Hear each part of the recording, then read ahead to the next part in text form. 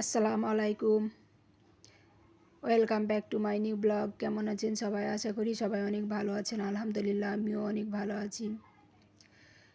তো এই তো সকাল সকাল চলে আসলাম নতুন একটি ভিডিও নিয়ে। আশা করি আপনাদের ভালো লাগবে। তো আমি রান্নার জন্য পেঁয়াজের কলিগুলো কেটে নিব জিরি করে। তারপর এটাকে আলু দিয়ে চচ্চড়ি করব। তো আমি এখানে কেটে নিচ্ছি। তো আপনাদের সাথে আমি কিছু কথা শেয়ার করছি। তো আসলে ইউটিউবিং করা কি খারাপ কিছু? আপনারা বলেন, ঠিক আছে? মানুষকে নিয়ে সমালোচনা বন্ধ করুন। নিজের ভয়ঙ্কর অতীত থাকার পরও মানুষকে নিয়ে সমালোচনা করে। মানুষকে নিয়ে এভাবে সমালোচনা করাটা কিন্তু ঠিক না। নিজে অতীতে কী করছেন, ভবিষ্যতে কী করবেন সেটা নিয়ে ভাবুন, অন্যকে নিয়ে ভাবুন না। অন্যকে নিয়ে ভাবার মতো নিজেই যথেষ্ট। তবে আজকালের দুনিয়াতে কেউ কারো ভালো দেখতে পারে না, অন্যের ভালো কেউ দেখতে পারে না, ঠিক আছে? নিজে কিছু করতে না পারলে অন্য মানুষ যদি কেউ কিছু করে সেটাও সহ্য করতে পারে না। তাহলে মানুষ কি করবে? গরু ছাগল হয়ে কি বেরিয়ে বেড়াবে? তবে আমার অনেক শখ ছিল যে আমি একটা ইউটিউব চ্যানেল খুলব। তারপর আমি টুকিটাকি আমার সংসারে যা করব সেটা আমি সবার সামনে, আমার ভিউয়ার্সদের সামনে আমি তুলে ধরব।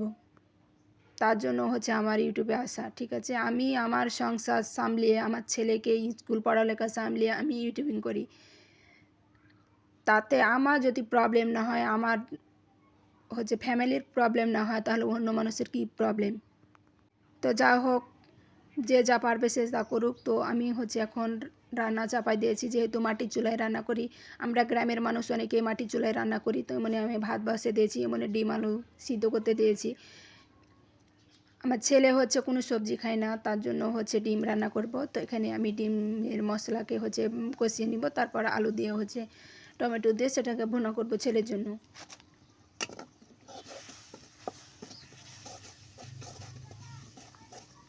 তো আমি একটা কথাই বলবো যে ইউটিউবিং জগতে যখন এসেছি, মানুষ চিনতে পারবো।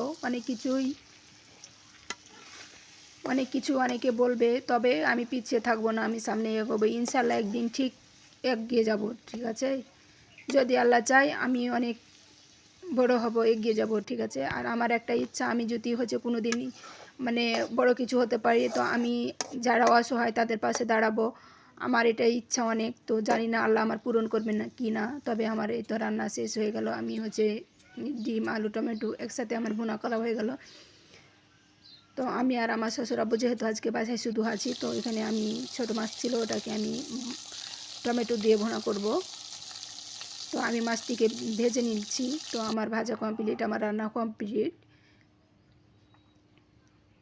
তারপরে এদিকে তো আমি পেঁয়াজ কলি চচ্চড়ি করেছি, আলু দিয়ে করা কমপ্লিট হয়ে গেছে। তো আমরা এখন খাওয়া দাওয়া করব।